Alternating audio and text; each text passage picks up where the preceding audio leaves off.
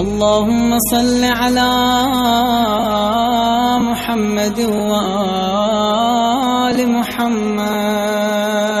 اعوذ باللہ من الشیطان الرجیم. بسم اللہ الرحمن الرحیم.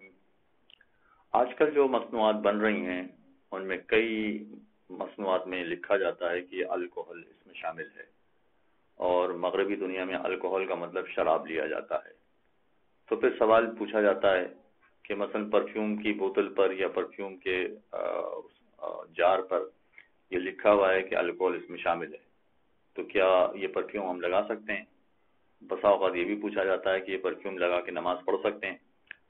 یہ جن مصنوعات پر پرفیوم کا یا الکوہل کا اطلاق ہوتا ہے اور جن مصنوعات پر الکوہل لکھا ہوتا ہے، وہ تمام مصنوعات استعمال کرنے میں کوئی قباحت نہیں ہے.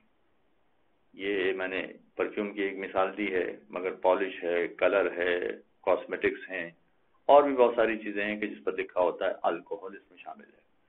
تو یہ تمام مصنوعات استعمال کرنے میں کوئی قباحت نہیں ہے، اس لیے کہ الکوہل کی کئی قسمیں ہیں، کئی اقسام ہونے کی وجہ سے ہمیں خود نہیں معلوم کہ یہ کون سا والا الکوہل ہے.